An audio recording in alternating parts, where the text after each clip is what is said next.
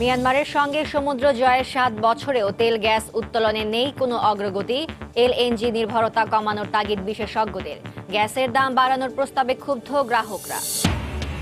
বিত্তবানদের শিক্ষার প্রসারে অবদান রাখার আহ্বান প্রধানমন্ত্রীর। 4 জনকে রণদা প্রসাদ সাহা স্বর্ণপদক প্রদান।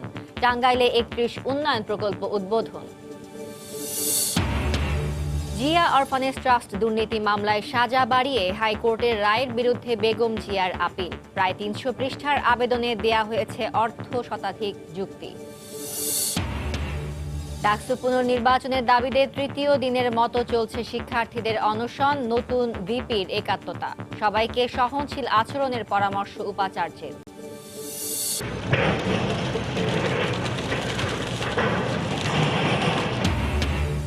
তুরাগ দখলমুক্ত করতে সাভারের আমিন বাজারে বিভিন্ন হাউজিংয়ের অবৈধ স্থাপনা উচ্ছেদ। কয়েক কোটি টাকার অবৈধ কয়লা 25 লাখে বিক্রি।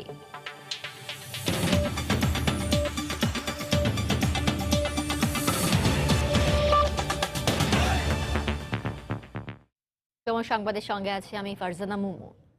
মিয়ানমারের সঙ্গে সমুদ্র জয়ের 7 বছর পার করল বাংলাদেশ, কিন্তু দীর্ঘদিনেও বিশাল সমুদ্র সীমা থেকে তেল গ্যাস উত্তোলনে নেই উল্লেখযোগ্য কোনো অগ্রগতি। বহুমাত্রিক জরিপ, মাল্টি ক্লায়েন্ট সার্ভেও ঝুলে আছে নীতি নির্ধারণী পর্যায়ের সিদ্ধান্তহীনতায়। বিশেষজ্ঞরা বলছেন, সমুদ্র থেকে জ্বালানি অনুসন্ধানে জোর দেয়া হলে ঝুঁকতে হতো না ব্যয়বহুল এলএনজি নির্ভরতার দিকে। ফারুক ভুইয়া রবিনের রিপোর্ট। বেশ ঢাক ঢোল পিটিয়ে উদযাপন করা হয়েছিল 2012 সালের 14 মার্চ মিয়ানমারের বিপক্ষে সমুদ্র জয়কে। তবে 7 বছরেও এর সুফল ঘরে তুলতে পারেনি বাংলাদেশ। বিপরীতে সমুদ্র সীমা বিরোধ নিষ্পত্তির পর বাংলাদেশের সীমানা ঘেঁষে চলছে মিয়ানমারের তেল গ্যাস উত্তোলন। অথচ বাংলাদেশের বিশাল সমুদ্র সীমায় 26 ব্লকের 22টিতেই শুরু হয়নি কোনো কার্যক্রম।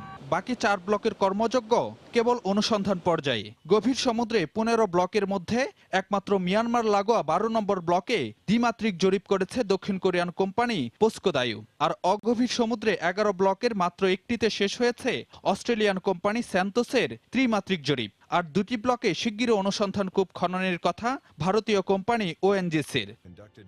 অন্যদিকে তেল গ্যাস উত্তোলনে বহুজাতিক কোম্পানিকে আকর্ষণ করতে বিশেষায়িত জরিপ মাল্টি ক্লায়েন্ট সার্ভের উদ্যোগও 5 বছর ধরে থমকে আছে সরকারের শীর্ষ পর্যায়ের অনুমোদনের অপেক্ষায়। গ্যাস সংকট আমাদের জন্য অবশ্যম্ভাবী ছিল না। আজকে হয়তো গ্যাস খাত উন্নয়নের জন্য একটা মাইল ফলক হতে পারত যদি মাল্টি ক্লায়েন্ট সার্ভে করা যেত। মাল্টি ক্লায়েন্ট সার্ভেটা টেন্ডার হয়ে গেছে, পারচেজ কমিটি যাওয়ার মতো অবস্থা, বাট এটাকে একটু স্থগিত রাখার জন্য বলা হয়েছে, যার জন্য আমরা এখন বসে আছি। এই বিষয়গুলোর ব্যাপারে উপর মহলে সিদ্ধান্ত দরকার আমাদের। সম্ভাবনা থাকার পরও সমুদ্র বক্ষে তেল গ্যাস অনুসন্ধানে ধীরগতির কারণেই জ্বালানি সংকট কাটাতে ধীরে ধীরে প্রাধান্য পাচ্ছে আমদানি নির্ভরতা। আর আমদানি করা এলএনজির ব্যয় মেটাতে 1 বছরের মধ্যে দ্বিতীয়বারের মতো নিতে হলো গ্যাসের দাম বাড়ানোর উদ্যোগ। বিশেষজ্ঞরা বলছেন, ব্যয়বহুল এলএনজি আমদানির নির্ভরযোগ্য ও সাশ্রয়ী বিকল্প হতে পারত সাগরের গ্যাস। যথোপযুক্তভাবে অনুসন্ধান না করে যে ব্যর্থতা, সেটা আজকের এলএনজি আমদানিকে ত্বরান্বিত করেছে এবং অর্থনীতির জন্য গুরুভার করে ফেলেছে। পিএসসিতে 3টা এলিমেন্ট থাকে, যে কস্টটা থাকে সেই কস্টটা রিকভার করে, বাকিটা প্রোডাকশন শেয়ারিং হয়। আমাদের প্রোডাকশন শেয়ারিং এর অংশ তো আমরা ফ্রি পেতাম, আমরা ওদের যে শেয়ারটা সেটা হয়তো আন্তর্জাতিক মূল্যে কিনতে হতো। জাতীয় জ্বালানি নিরাপত্তার স্বার্থে আমদানির পরিবর্তে নিজস্ব উৎসে জোর দেওয়ার তাগিদ বিশেষজ্ঞদের। নিরাপত্তার জন্য লোকাল। ফারুক ভুঁইয়া রবিন, সময় সংবাদ, ঢাকা। গ্যাসের নতুন মূল্য নির্ধারণে চতুর্থ ও শেষ দিনের মতো হচ্ছে বাংলাদেশ এনার্জি রেগুলেটরি কমিশনের গণশুনানি। সকালে কর্ণফুলী গ্যাস ডিস্ট্রিবিউশন কোম্পানি লিমিটেডের পক্ষ থেকে প্রস্তাব করা হয় নতুন মূল্যহার। বিকেলে পশ্চিমাঞ্চল গ্যাস কোম্পানির শুনানি হওয়ার কথা রয়েছে। সকাল 10:30টায় কারওয়ান বাজারের টিসিবি মিলনায়তনে এই গণশুনানির আয়োজন করে বিইআরসি। কর্ণফুলী মূলত চট্টগ্রাম অঞ্চলে গ্যাস সরবরাহ করে থাকে। এলএনজি আমদানি, প্রাতিষ্ঠানিক ব্যয় এবং অবকাঠামো ব্যয় সহ নানাবিধ ব্যয় দেখিয়ে কোম্পানিটি দাম বাড়ানোর প্রস্তাব রাখে। তারা সার কারখানায় সর্বোচ্চ 211% মূল্য বৃদ্ধির প্রস্তাব করে। তবে শুনানিতে উপস্থিত সাধারণ ভোক্তারা সামগ্রিকভাবে গ্যাসের দাম বাড়ানোর প্রস্তাবের সমালোচনা এবং ক্ষুব্ধ প্রতিক্রিয়া ব্যক্ত করেন।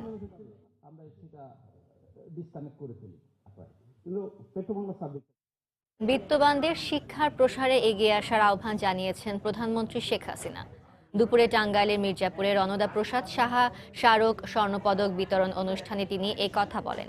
নারী শিক্ষা বিস্তার ও মানব সেবায় কুমুদিনী ট্রাস্টের সার্বিক কার্যক্রমে সরকারের সহায়তা অব্যাহত থাকবে বলেও জানান তিনি। হারুনুর রশিদের ক্যামেরায় টাঙ্গাইল থেকে আরও জানাচ্ছেন দেবাশিস রায়। 1971 সালে পাকিস্তানি সেনাদের হাতে বন্দী হন দানবীর রণদা প্রসাদ সাহা ও তার সন্তান। আর ফিরে আসেননি তারা, তবে রেখে গেছেন মানব সেবার দৃষ্টান্ত।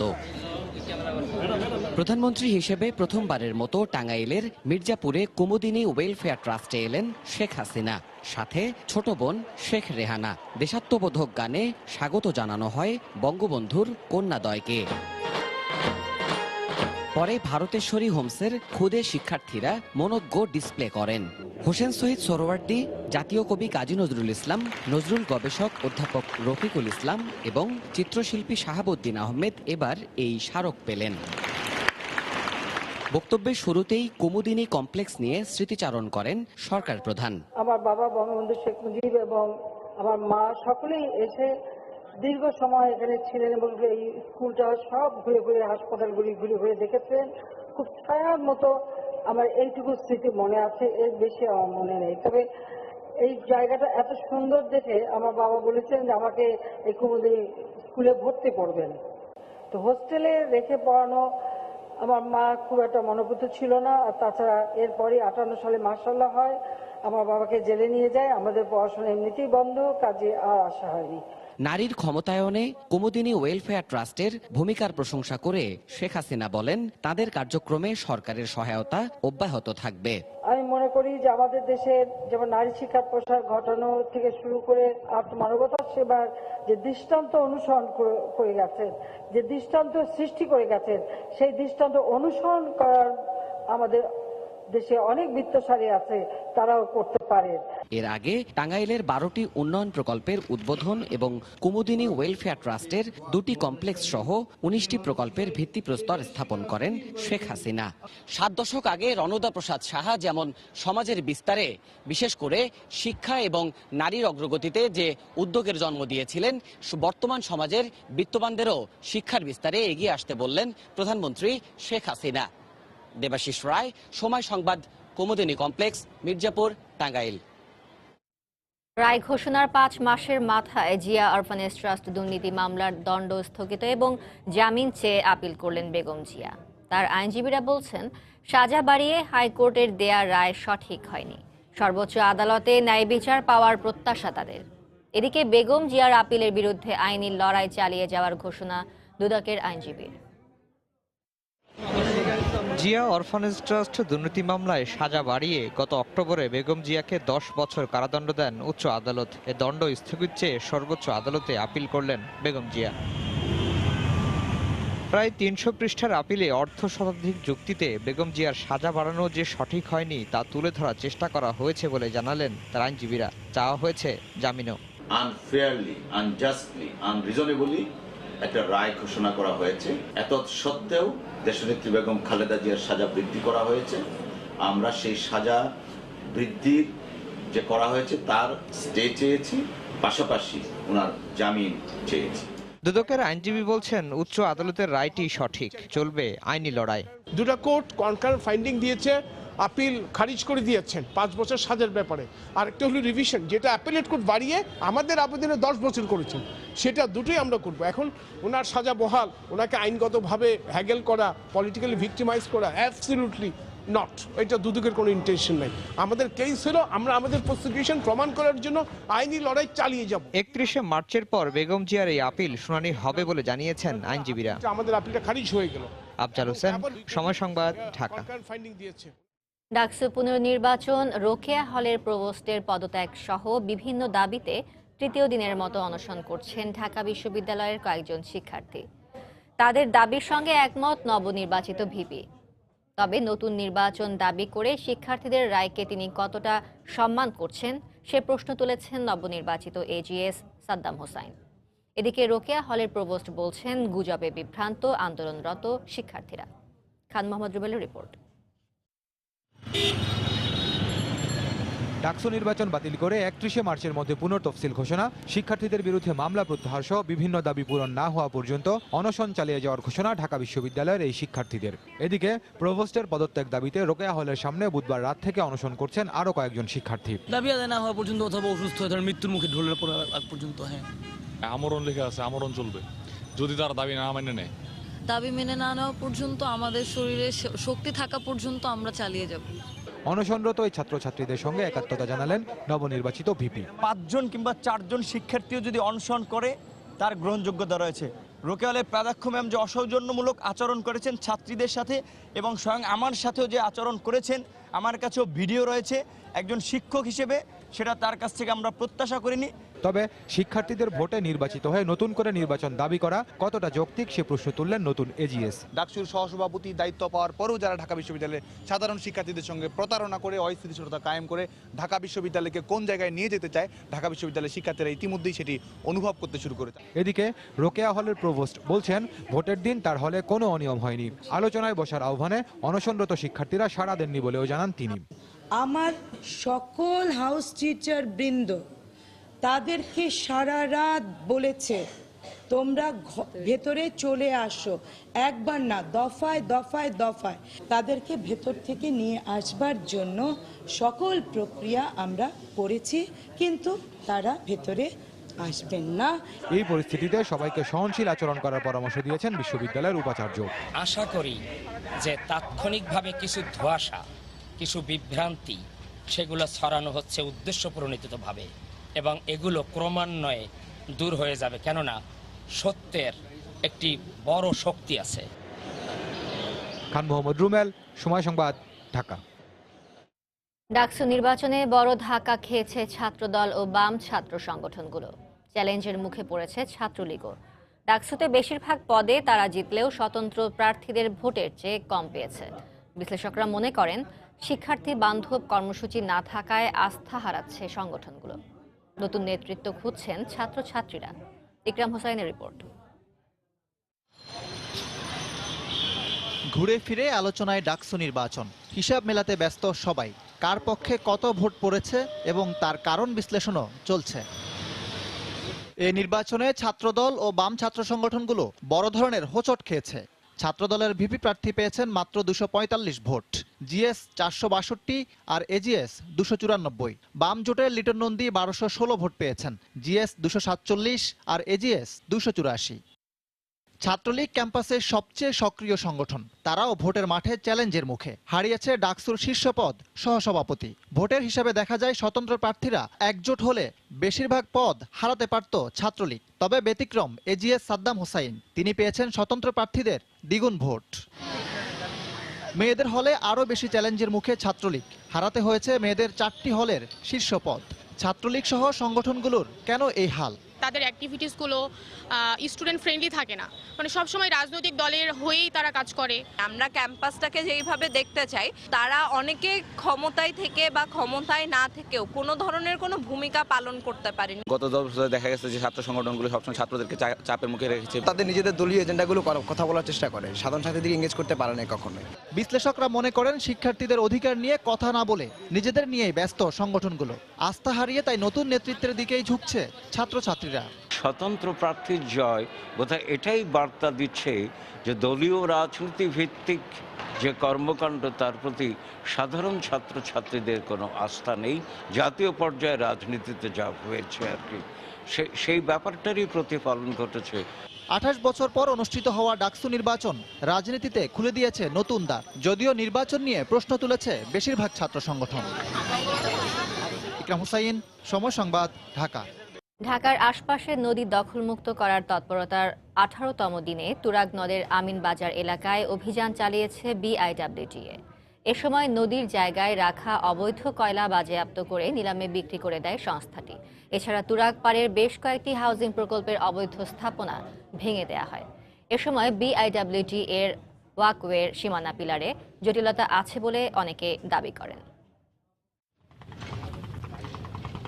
সবুজ মাঠের মতো দেখতে বিশাল এই জায়গা একসময় ছিল খরস্রোতা তুরাগ নদ। বালু ও মাটি ফেলে একরের পর একর দখল করে নিয়েছে নামি দামি বিভিন্ন হাউজিং প্রকল্প।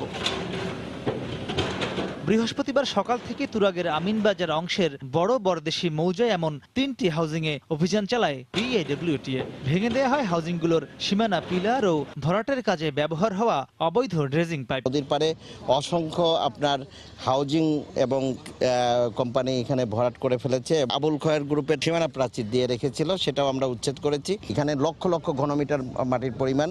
এটা আসলে বিআইডব্লিউটি এর পক্ষে আপনার অপসারণ করা এটা অত্যন্ত সময় সাপেক্ষ এবং ব্যয়সাধ্য ব্যাপার। এই অপসারণ ব্যয় তাদের কাছ থেকে আদায় করা উচিত। দুপুরে অভিযান শুরু হয় আমিনবাজারের কয়লা ডাম্পিং স্টেশন এলাকায়। সেখানে গিয়ে দেখা যায় নদীর ওয়াকওয়ের জায়গা দখল করে কয়লার ব্যবসা চলছে। বিএডব্লিউটিএ তাৎক্ষণিক নিলামের মাধ্যমে কয়েক কোটি টাকার কয়লা 25 লাখ টাকায় বিক্রি করে দেয়। যদিও নদীর সীমানা পিলার নিয়ে প্রশ্ন তোলেন কয়লা ব্যবসায়ীরা। নদীর জায়গায় যেখানে আসলে লাইসেন্স নিয়ে কয়লা বা অন্যান্য যে কিছু ব্যবসা আছে সেগুলি চালানোর কথা, লাইসেন্স ছাড়া তারা ব্যবসা করছে। কয়লার বেশ কয়েকটি স্তূপ আছে, সেগুলি সেই কয়লা এখানে আসলে নিলাম হয়েছে। গভর্নমেন্ট জায়গা কতটুক, পাবলিক জায়গা কতটুকু আমাদেরকে নির্দিষ্ট করে দিক যে এই পর্যন্তই আপনারা খোলা হিসেবে ব্যবসা করতে পারবেন, অথবা স্ট্রাকচার করতে গেলে এর পরে গিয়ে করতে পারবেন। আমরা কিন্তু এই দিক নির্দেশনাটা এখনো পাই নাই। নদীপাড়ের অবৈধ স্থাপনার পাশাপাশি এসব সীমানা পিলার ও ওয়াকওয়ের সীমানা নিয়েও নানান প্রশ্ন রয়েছে। তাই সংশ্লিষ্টরা বলছেন সম্প্রতি সময়ে চলা জোরালো নদী উদ্ধারের অভিযানের মতো একইভাবে ঢাকার চারপাশের নদীর সীমানা ও এসব ওয়াকওয়ের সীমানা প্রভাবের ঊর্ধ্বে উঠে নতুন করে বসানো প্রয়োজন। মাহমুদ রাকিব, সময় সংবাদ, ঢাকা। নদীমাতৃক বাংলাদেশে দখল দূষণ থেকে নদী উদ্ধারের আকুতি এখন কেঁদে ফেরে। দখলদারদের দম্ভের কাছে হোঁচট খায় আদালতের নির্দেশনা, সরকারের সদিচ্ছাও। ঠিক এমন সময় নদী উদ্ধারে অনুপ্রেরণা জুগিয়েছে উত্তরে জেলা নীলফামারীর ডোমারের মানুষ। দীর্ঘ 5 বছরের আন্দোলনের পর প্রভাবশালীদের দখলদারিত্ব থেকে মুক্ত করে সাধারণের অধিকারে দেওনাই নদীকে ফিরিয়ে দিয়েছে প্রশাসন। নদীকৃত্য দিবসে শাকিল মাহমুদের ক্যামেরায় সেই গল্প জানাচ্ছেন রতন সরকার। একসময় নৌপথের যোগাযোগ ছিল এই দেওনাই নদীতেও। এর ওপর নির্ভরশীল ছিল আশেপাশের 10 গ্রামের কৃষি। কিন্তু সরকারি দপ্তরের অসাধু লোকজনের সহায়তায় নিজেদের মৎস্যজীবী দাবি করে বছরের পর বছর লিজ নিয়ে ভূখ দখল করে আসছিল লক্ষ্মীচাপ ইউনিয়নের একদল প্রভাবশালী। নিম্ন শ্রেণীর মানুষ জীবিকা নির্বাহ করে খায়, অনেকেই সেচের কাজে ব্যবহার করে। কিন্তু লক্ষ্মীচাপের এক মহল আসি নদীটিকে ওরা জলমহল ঘোষণা করে। 70% যুবক নদীকে দখলে নেয়। তারা আমাদেরকে মাছ ধরতে দেয় না, নদীর পানি ছুঁতে দেয় না। শালকি নামে আন্তঃসীমান্ত নদীটি বাংলাদেশে প্রবেশ করে উত্তর সীমান্তের ডোমার দিয়ে, এরপর দেওনাই নাম নিয়ে প্রবাহিত হয়েছে। শুরুতে প্রতিবাদ হলেও তা রোধে হামলা মামলার সবই করেছে প্রভাবশালীরা। দখলদারিত্ব পাকাপোক্ত করতে নদীটিকে জলমহল বানানোর সব প্রক্রিয়া যখন শেষ করে চক্রটি, তখন দমন পীড়ন রুখে দাঁড়ান গ্রামের মানুষ। প্রতিপক্ষ প্রশাসনও পক্ষে আসে। জয়ের মালা গলায় ওঠে সংগ্রামীদেরই। অনেক ভয় ভীতির পরেও আমরা এটা রক্ষা করছি, অনেক কষ্ট করে আমরা এটাকে রক্ষা করছি এলাকাবাসী। নদী পাড়ের মানুষ জেগে উঠলে বাংলাদেশের সমস্ত নদীকেই রক্ষা করা সম্ভব। তার একটি দৃষ্টান্ত হচ্ছে দেওনাই, হরিণচারা, লক্ষ্মীচাপ এই নদীটি। আর এখানকার সংগ্রামী মানুষের নদী উদ্ধার অভিযানের সহযাত্রী হন জাতীয় নদী রক্ষা কমিশনের চেয়ারম্যান। তার মতে হরিণচরার এই সংগ্রাম হতে পারে দেশের সকল বেদখল হওয়া নদী উদ্ধারের প্রেরণার উৎস। আমি আহ্বান জানাতে চাই বাংলাদেশের সকল নদী পাড়ের মানুষকে যে আপনারা এইভাবে সচেতন হন, এগিয়ে আসুন। আমরা আপনাদের সাথে আছি, সরকারও আছে, জাতীয় নদী রক্ষা কমিশন আপনাদের পাশে থেকে নদীকে উদ্ধার করবে। এভাবে প্রতিটি জনপদে প্রতিটি নদী অন্তপ্রাণ মানুষের উদ্যোগে সার্থক হোক আন্তর্জাতিক নদীকৃত্য দিবস। যারা এর বিরোধিতা করেছে। রতন সরকার, সময় সংবাদ, ডোমার, নীলফামারী। অস্বাস্থ্যকর পরিবেশ, মেয়াদোত্তীর্ণ পণ্য এবং নিষিদ্ধ খাবারের রং ব্যবহারের অভিযোগে রাজধানীর লালবাগে হক বেকারিকে 4 লাখ টাকা জরিমানা করেছে বাংলাদেশ নিরাপদ খাদ্য কর্তৃপক্ষ। নির্বাহী ম্যাজিস্ট্রেট তুষার আহমেদের নেতৃত্বে দুপুরে এই অভিযান চালানো হয়। বাংলাদেশ নিরাপদ খাদ্য কর্তৃপক্ষ জানায়, প্রায় 1 বছর আগে মেয়াদ শেষ হয়ে যাওয়া পণ্য দিয়ে খাবার তৈরি করা হতো। এছাড়াও খাবারে নিষিদ্ধ রং ব্যবহার করে তৈরি করা হতো বিভিন্ন ধরনের কেক। এমনকি পণ্য তৈরি করে নিজস্ব সিল দিয়ে ভুয়া তারিখ ব্যবহার করে পণ্য বিক্রি করা হতো। ভেজাল খাদ্যের বিরুদ্ধে এই অভিযান অব্যাহত থাকবে বলে জানিয়েছে কর্তৃপক্ষ।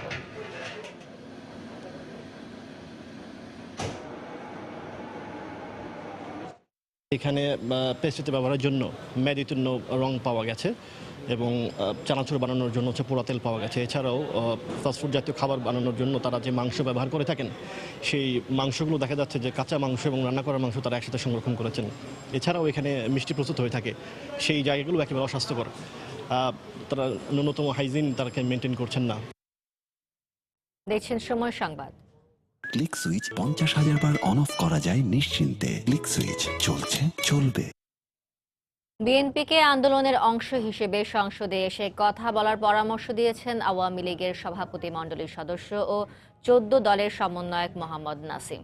সকালে জাতীয় প্রেস ক্লাবে এক আলোচনা সভায় তিনি আরো বলেন, শান্তিপূর্ণ পরিবেশে আন্দোলনের কিছু নেই, তাই সংসদে এসে সরকারের ভুল ত্রুটি ধরিয়ে দিতে বিএনপির প্রতি আহ্বান জানান তিনি। আমি বিএনপি বন্ধুদের বলবো, একমাত্র একটা পদে আপনাদের খোলা আছে। এখন এই অভিজ্ঞতা থেকে আপনাদেরকে অবশ্যই ওই পার্লামেন্টে যে আমাদের বিরুদ্ধে সোচ্চার হন, সরকারের ভুল ত্রুটি থাকলে ভুল ত্রুটি ধরিয়ে দেন। ওই 8 জনই 80 জনের কথা বলতে পারবেন। আপনারা পার্লামেন্টে যান, সময় নষ্ট না করে পার্লামেন্টে গিয়ে কথা বলেন। পার্লামেন্টে দেখবেন আপনারা একদিন আন্দোলনের একটা সূত্র খুঁজে পাবেন।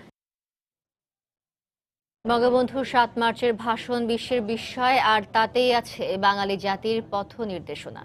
সকালে জাতীয় প্রেস ক্লাবে সম্প্রতি বাংলাদেশ আয়োজিত 7 মার্চের ভাষণই মুক্তিযুদ্ধের নির্দেশনা শীর্ষক আলোচনা সভায় এসব কথা বলেন বিশিষ্টজনেরা। এ সময় তারা সব শ্রেণীর পাঠ্যক্রমে বঙ্গবন্ধু 7 মার্চের ভাষণ অন্তর্ভুক্ত করার দাবি তোলেন। ৭১-এর মার্চ আমাদেরকে দ্রোহী করেছিল, আমাদেরকে যুদ্ধবদ্ধ করেছিল, আমাদের নেতার প্রতি আস্থাশীল করেছিল, আমাদের মুক্তির জন্য লড়াই করতে শিখিয়েছিল, সংগ্রাম করতে শিখিয়েছিল, যুদ্ধ করতে শিখিয়েছিল। 7ই মার্চের ভাষণ শুধু ভাইয়েরা আমার ভিতর সীমাবদ্ধ না। 7ই মার্চের ভাষণের নির্যাস যতকাল বিশ্বের নির্যাতিত, নিপীড়িত, নিষ্পেষিত মানুষের আকাঙ্ক্ষা থাকবে, সামনে এগিয়ে যাওয়ার স্বপ্ন থাকবে, শুধু বাংলাদেশের বাঙালি না, ততকাল 7ই মার্চের ভাষণের ভিতর থেকে নির্যাস বেরিয়ে আসবে। ব্যাপক উৎসাহ উদ্দীপনা নিয়ে স্টুডেন্টস ক্যাবিনেট নির্বাচন 2019-এ অংশ নিয়েছে শিক্ষার্থীরা। তাদের মাঝে গণতান্ত্রিক মূল্যবোধ সঞ্চার করতে 2015 সাল থেকে স্কুল পর্যায়ে এই নির্বাচন করার সিদ্ধান্ত নেয় শিক্ষা মন্ত্রণালয়। স্কুল পর্যায়ে এই নির্বাচন শিক্ষার্থীদের গণতান্ত্রিক চর্চায় উদ্বুদ্ধ করবে, বাড়াবে বিদ্যালয়ের প্রতি দায়িত্ববোধ, প্রত্যাশা শিক্ষকদের। স্কুলের আঙিনায় রঙিন কাগজে নানা প্রতিশ্রুতি, কোনো পোস্টারে আছে প্রার্থীর ছবিও। প্রতি শ্রেণী থেকে শিক্ষার্থী প্রতিনিধি নির্বাচিত হবে 1 জন, আর 5 শ্রেণীতে নির্বাচিত 5 জনের মধ্য থেকে সর্বোচ্চ ভোটপ্রাপ্ত 3 জন নির্বাচিত হবে স্টুডেন্টস ক্যাবিনেটের সদস্য হিসেবে। এই সদস্যরা মনোনীত করবে 1 জন প্রধান প্রতিনিধি। ভোট গ্রহণ অনুষ্ঠানে স্কুলের উন্নয়নমূলক নানা কাজের প্রতিশ্রুতি প্রার্থীদের কণ্ঠে। প্রার্থী হিসেবে দাঁড়ানোটা আমার কাছে অনেক সম্মানের মনে হয়। উন্নয়নমূলক কাজে যেন অংশগ্রহণ করতে পারি। লাইব্রেরিটা, ওখানে কোন টাইপের বই দেওয়া যায় সেগুলো দেওয়ার চেষ্টা করবো, তাহলে আমাদের সহপাঠীরা নতুন করে কিছু শিখতে পারবে। লম্বা লাইনে দাঁড়িয়ে ভোট দেয় ভোটাররা। এ সময় খুদে ভোটারদের কণ্ঠে ছিল ভোট দিতে পারার আনন্দ। আমি আমার পছন্দের আপুকে ভোট দিব। কেন? কারণ সে খুব ভালো। এতদিন তো জানতাম 18 বছর বয়সে ইলেকশনে ভোট দিতে হয়, এখন দেখা যাচ্ছে যে স্কুলেই ভোট দেওয়া যাচ্ছে 11 বছর বয়স। ইচ্ছা মতো 5টা ফার্স্টে ভোট দিব, তারপর 3টা যে কোনো কাউকে ভোট দিতে রাজি আছি।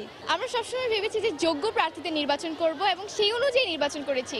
নির্বাচনী তথ্য দিয়ে সহায়তা করার জন্য ছিল তথ্য বুথ, সেখানেও দায়িত্ব পালন করে শিক্ষার্থীরা। শিক্ষার্থীদের ভূমিকায় সন্তুষ্ট শিক্ষকরা। আমাদের 6ষ্ঠ থেকে 10ম শ্রেণীর মধ্যে যে ভোটার আছেন তাদের নাম এবং শ্রেণী শাখা জিজ্ঞেস করে তাদেরকে তাদের ভোটার নাম্বার দেওয়ার মাধ্যমে সাহায্য করছি। অনেকে আসছে এখান থেকে তথ্য জানার জন্য, আমরা শ্রেণী বাই শ্রেণী আমার ভোট নাম্বারটা বলে দিচ্ছি। তাদের যে গণতান্ত্রিক মূল্যবোধ, বিদ্যালয়ের প্রতি তাদের যে দায়িত্ববোধ, পাশাপাশি জাতির প্রতি তাদের দায়িত্ববোধ, সেটার জন্য যে অনুশীলন, সে অনুশীলন এই ক্যাবিনেটের মাধ্যমে হয়ে থাকে।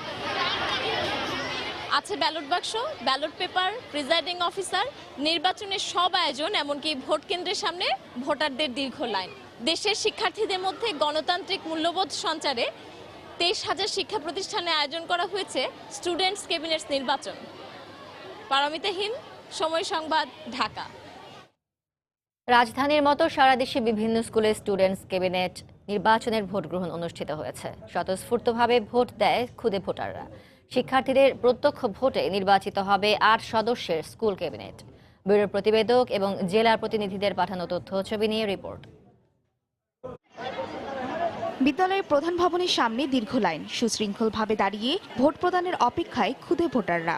এই চিত্র ব্রাহ্মণবাড়িয়ার অন্নদা সরকারি উচ্চ বিদ্যালয়ে। বৃহস্পতিবার সকাল 9টা থেকে শুরু হয় ভোট গ্রহণ। বেলা 2টা পর্যন্ত 1754 জন শিক্ষার্থীর প্রত্যক্ষ ভোটে 1 বছরের জন্য নির্বাচিত হয় 8 জন প্রতিনিধি। শান্তিপূর্ণভাবে আমরা সবাই ভোট দিতে পারছি, এখানে ভোট দিয়ে আমাদের অনেক ভালো লাগছে। এই নেতৃত্ব আমাদেরকে আগামী দিনের দেশের উন্নয়ন কাজে অংশগ্রহণ করতে খুবই গুরুত্বপূর্ণ ভূমিকা পালন করবে। ভবিষ্যৎ নেতৃত্ব গড়তে ও গণতন্ত্র চর্চা অব্যাহত রাখতে চট্টগ্রামেও বিভিন্ন বিদ্যালয়ে অনুষ্ঠিত হয় স্টুডেন্ট ক্যাবিনেট নির্বাচন। এবার জেলার 1169টি মাধ্যমিক স্কুল ও মাদ্রাসায় নির্বাচন অনুষ্ঠিত হয়। উৎসবমুখর পরিবেশে বৃহস্পতিবার সকাল 9টার দিকে বরিশাল শহীদ আরজুমনি সরকারি মাধ্যমিক বিদ্যালয়ে শুরু হয় ভোট গ্রহণ। এই নির্বাচনের মাধ্যমে শিক্ষার্থীদের মাঝে গণতন্ত্রের চর্চা সৃষ্টি হবে বলে মনে করেন শিক্ষকরা। ভোট উপলক্ষে যশোরের বিদ্যালয়গুলোতে ছিল সাজ রব। খুদে প্রার্থীদের নিজ হাতে বানানো পোস্টারে ছেয়ে যায় পুরো বিদ্যালয়। লাইনে দাঁড়িয়ে প্রথম ভোটদানের সুযোগ পেয়ে উচ্ছ্বাসিত খুদে ভোটাররা। ময়মনসিংহের বিভিন্ন বিদ্যালয়ে শান্তিপূর্ণভাবে শেষ হয় স্কুল ক্যাবিনেট নির্বাচন। ছিল নির্বাচন কমিশন, প্রিজাইডিং অফিসার এবং পোলিং এজেন্টও। লাইনে দাঁড়িয়ে সুশৃঙ্খলভাবে নিজেদের পছন্দের প্রার্থীকে ভোট দেয় শিক্ষার্থীরা। প্রতিটি মেয়েই অনেক আনন্দিত ভোট দিতে পেরে। নির্বাচনের পরিস্থিতি সুষ্ঠুভাবে চলছে, অনেক ভালো লাগছে।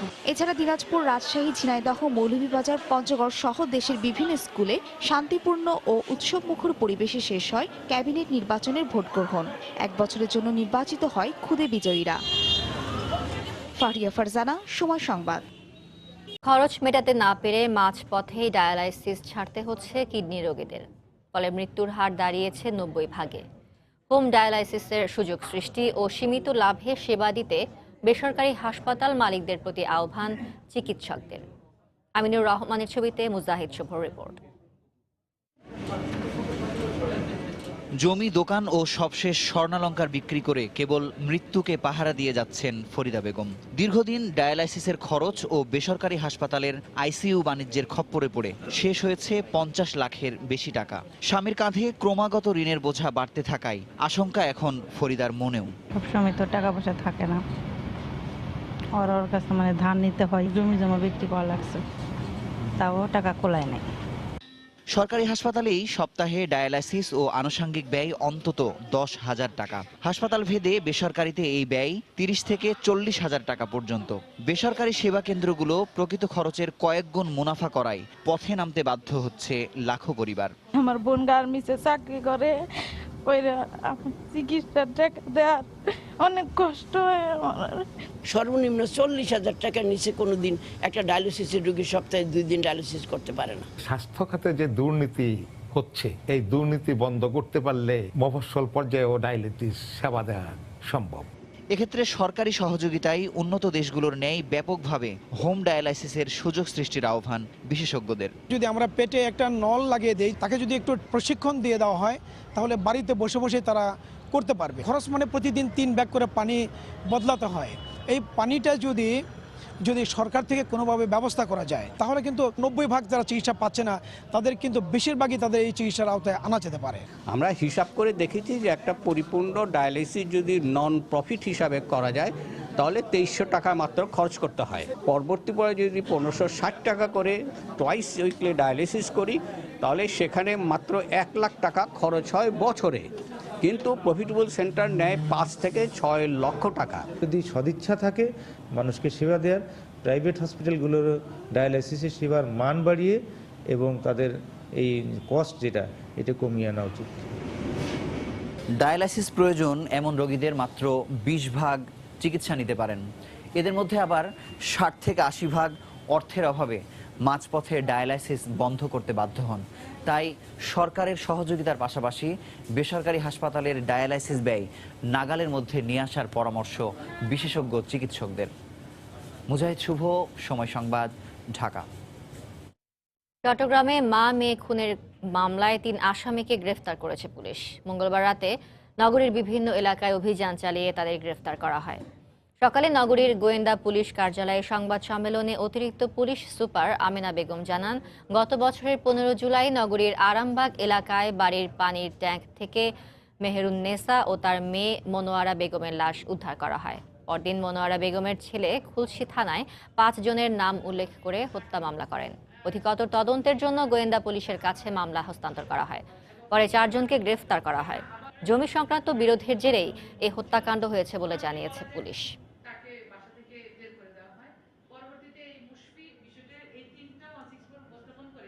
এই সন্দেহটি আমরা আগে করেছিলাম যে জমি বিক্রি নিয়ে ঘটনা ঘটতে পারে, সেটাই সত্যি প্রমাণিত হয়। ডিবির অফিসাররা এটা খতিয়ে দেখার কারণেই আরও যারা হত্যাকাণ্ডে জড়িত ছিল তাদেরকে গতকাল এই 3 জনই বিজ্ঞ আদালতে স্বীকারোক্তিমূলক জবানবন্দি প্রদান করেছে।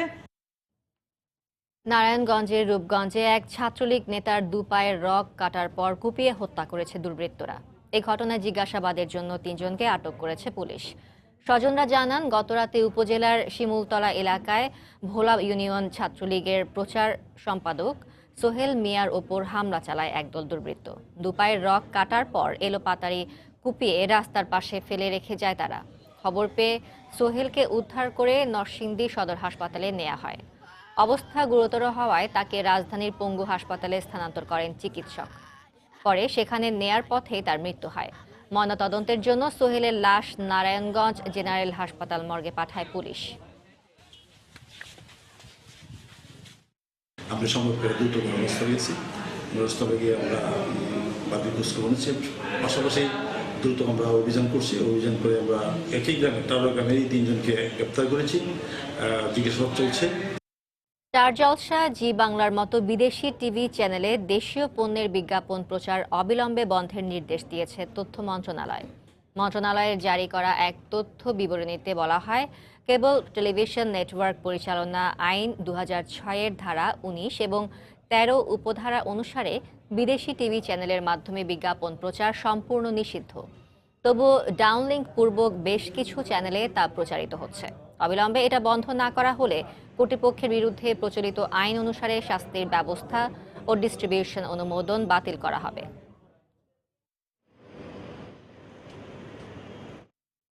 বাংলাদেশ বেসামরিক বিমান চলাচল কর্তৃপক্ষ বেবি চকের সার্বিক মান কতটুকু উন্নত হয়েছে তা নিরীক্ষা করতে বাংলাদেশে এসেছে যুক্তরাষ্ট্রের কেন্দ্রীয় বিমান চলাচল নিয়ন্ত্রক সংস্থা FAA এর 2 সদস্যের প্রতিনিধি দল। এই অডিটে উত্তীর্ণ হলেই নিউ ইয়র্কে ফ্লাইট চালু করতে পারবে বাংলাদেশ বিমান। এর আগে গেল বছর ফেব্রুয়ারিতে প্রথম অডিটে বেবি চকের গৃহীত পদক্ষেপে সন্তোষ প্রকাশ করেছিল FAA। বেসামরিক বিমান পরিবহন সচিব জানান, অডিটে ইতিবাচক ফলাফল আসবে। বেবি চক ক্যাটাগরি 1 না হওয়ায় বর্তমানে ড্রিম লাইনার উড়োজাহাজ থাকলেও নিউ ইয়র্কে ফ্লাইট চালু করতে পারছে না বাংলাদেশ বিমান। ক্যাটাগরি 1 না হলে কোনো দেশের বিমান যুক্তরাষ্ট্রের আকাশে চলাচলের অনুমতি পায় না।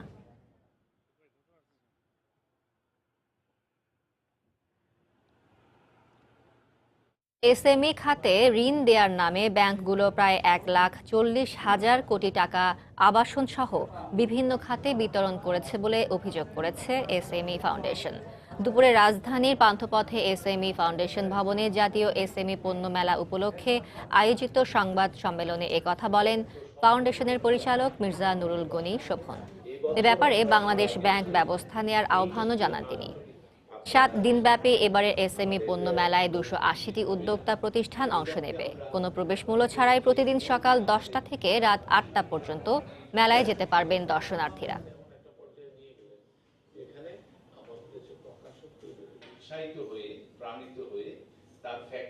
ব্যাংকে যদি আলাদা আলাদাভাবে আপনারা যদি কথা বলেন তাহলে দেখতে পারবেন যে তারা এসএমইতে সঠিক চিত্রটা দেখাচ্ছে না। চলতি মূলধন খাত বলেন, ইন্ডাস্ট্রি বলেন, বড় ইন্ডাস্ট্রি বলেন এবং সিসি লোন, গাড়ির লোন, বাড়ির লোন সব কিছুতেই এখন এসএমই লেখে। সরকারের পক্ষ থেকে একটা সিদ্ধান্ত হওয়া দরকার, যারা প্রকৃত এসএমই তাদেরটাই দেখাতে হবে। রাস্তায় গাড়ির ফিটনেস পরীক্ষা করতে গেলে যে পরিমাণ গাড়ি আনফিট হবে তা ডাম্পিং করার মতো জায়গা নেই বলে মন্তব্য করেছেন শিল্পমন্ত্রী নুরুল মজিদ মাহমুদ হুমায়ুন। সকালে রাজধানীর বসুন্ধরা কনভেনশন সিটিতে 14তম ঢাকা মোটর শোর উদ্বোধনী অনুষ্ঠানে তিনি একথা বলেন। এ সময় অটোমোবাইল খাতের দেশীয় উদ্যোক্তাদের সব ধরনের সহায়তারও আশ্বাস দেন মন্ত্রী। নানা কৌশলে মোটরসাইকেল চালাচ্ছেন জাপানি নাগরিক মিস্টার হোন্ডা। বাজারে নতুন আসা মোটর বাইকের সক্ষমতা ক্রেতাদের মাঝে তুলে ধরতেই এমন আয়োজন। উদ্যোগের সার্থকতারও দেখা মিলল মেলা প্রাঙ্গণেই। দর্শনার্থীরাও মেলা ঘুরে নিচ্ছেন নতুন ব্র্যান্ডের মোটরসাইকেলের অভিজ্ঞতা। প্রাইস অ্যাফোর্ডেবিলিটি এবং মানুষের need transportation both the segment থেকে মোটরসাইকেল মার্কেটটা গ্রো করছে। আমরা ইয়াং জেনারেশনকে এই গাড়িটা নিয়ে আমরা টার্গেট করতেছি। এই মোটরসাইকেল দিয়ে সারা বাংলাদেশে একটা আলোড়ন সৃষ্টি করতে পারবো। The government also support us. Motor বাইকের জন্য বাংলাদেশের বাজার সত্যিই দিন দিন অনেক বড় হচ্ছে। অটোমোবাইল খাতের প্রসারে এদেশের সরকারও বেশ আন্তরিক। নতুন উদ্যোগ বাস্তবায়নে সরকারের পক্ষ থেকে সব ধরনের সহায়তার প্রতিশ্রুতি দিলেন শিল্পমন্ত্রী। অন্যরা এসে আপনাদের বাজার কেন দখল করবে? জিওগ্রাফিক্যালি এবং আমাদের পপুলেশন ওয়াইজ আমাদের যে মার্কেটের সুবিধা আছে এটা অন্যখানে কম। মধ্যস্বত্বভোগী ব্যবসাটা আমরা করতে চাই না, আমরা নিজেদের তৈরি করতে চাই। তবে দুর্ঘটনা রোধ ও দ্রুত যোগাযোগ খাতের প্রসারে গাড়ির ফিটনেসের গুরুত্ব তুলে ধরেন তিনি। সমস্যাটা কি জানেন যে ফিটনেস চেক করতে গিয়ে এই গাড়িগুলিকে গাড়ি রাখার জায়গা নাই, যেগুলো আমরা সিজ করব এটার জন্য ডাম্পিং করার জায়গা আমাদের নাই। দেশে প্রতি বছর 5% হারে মোটরসাইকেলের বাজার বাড়ছে বলে জানালেন ব্যবসায়ীরা। আবুল হাসান সবুজ, সময় সংবাদ, ঢাকা। বাংলাদেশ ব্যাংকের রিজার্ভ চুরির ঘটনা ফিলিপিন্সের জনগণের কাছে আড়াল করতেই আরসিবিসি ব্যাংক বাংলাদেশ ব্যাংকের বিরুদ্ধে মামলা করেছে বলে মন্তব্য করেছেন আইনমন্ত্রী আনিসুল হক। দুপুরে সচিবালয়ে ঢাকায় নিযুক্ত জাপানি রাষ্ট্রদূত হিরোয়াসু ইজুমির সঙ্গে সাক্ষাৎ শেষে সাংবাদিকদের একথা বলেন মন্ত্রী। ইন্টারন্যাশনাল কোর্ট অব জাস্টিসে প্রতিদ্বন্দ্বিতায় জাপান তাদের প্রতিনিধির প্রতি বাংলাদেশের সমর্থন চেয়েছে বলেও জানান মন্ত্রী। আরসিবিসির কর্মকর্তাদের যেই আচরণটা সেটা আমার কাছে সেটা সত্যি সত্যি আইনি আচরণ বলে আমার মনে হয় নাই। আর মামলাটা করাটা আমার মনে হয় যে তারা তাদের নিজেদের দেশে মানুষকে ধোঁকা দেওয়ার জন্য একটা মামলা করছে এবং তাদের যে কন্ডাক্ট সেই কন্ডাক্ট এর জন্য তাদের সেনেট তাদের সরকার কিন্তু আরসিবিসিকে দায়ী করেছে। তো সেইখানে যদি বাংলাদেশ ব্যাংক কোনো আইনি পন্থায় তাদের বিরুদ্ধে কোনো মামলা করে থাকে তাহলে সেটা মানহানিকর কিছু নয়। গ্লুকোমা জনিত অন্ধত্ব প্রতিরোধে সচেতনতা সৃষ্টির লক্ষ্যে বর্ণাঢ্য র্যালির আয়োজন করেছে জাতীয় চক্ষু বিজ্ঞান ইনস্টিটিউট। দুপুরে শ্যামলীতে হাসপাতালের সামনে রাস্তায় র্যালিতে অংশ নেন ইনস্টিটিউটের পরিচালক অধ্যাপক ডাক্তার গোলাম মোস্তফা সহ বিভিন্ন বিভাগের চিকিৎসকরা। গ্লুকোমায় হারানো দৃষ্টি কোনো চিকিৎসাতেই ফিরে না আসায় প্রতিকারের চেয়ে প্রতিরোধের বিষয়ে জোর দিচ্ছেন চিকিৎসকরা। তাই 40 ঊর্ধ্বদের অন্তত একবার গ্লুকোমা পরীক্ষার আহ্বান জানান আয়োজকরা। পাশাপাশি চশমা পরিবর্তন সহ চোখের যে কোনো সমস্যায় রোগীরা চিকিৎসকের কাছে আসলে তার চোখের প্রেসার ও গ্লুকোমা আছে কিনা দেখার আহ্বান জানান বিশেষজ্ঞ চিকিৎসকরা।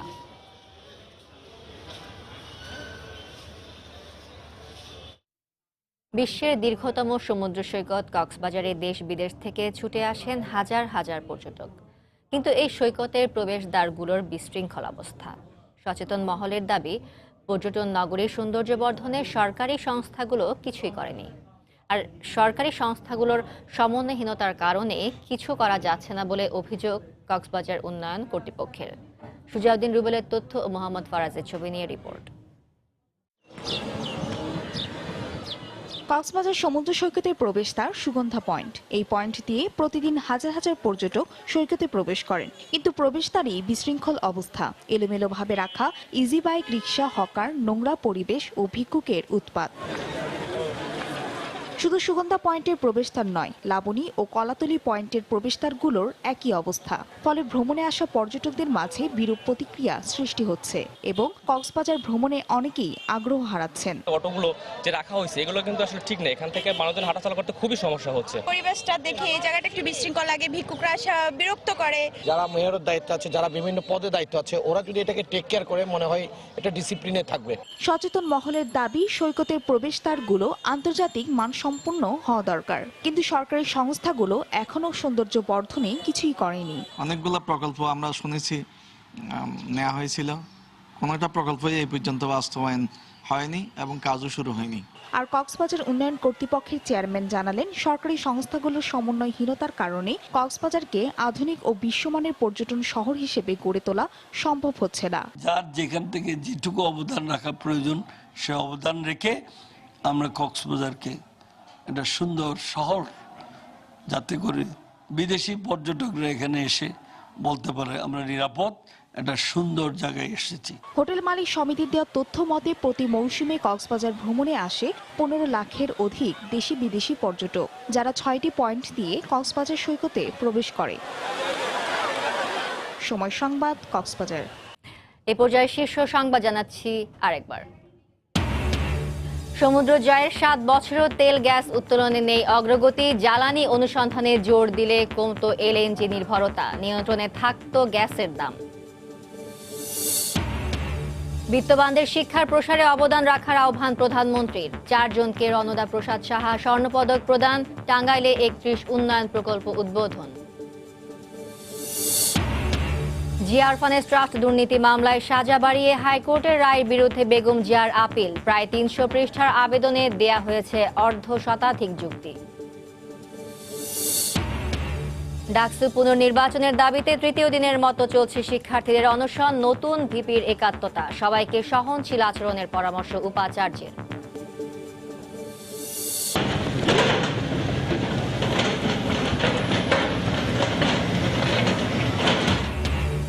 তুরাগ দখলমুক্ত করতে সাভারের আমিন বাজারে বিভিন্ন হাউজিং এর অবৈধ স্থাপনা উচ্ছেদ।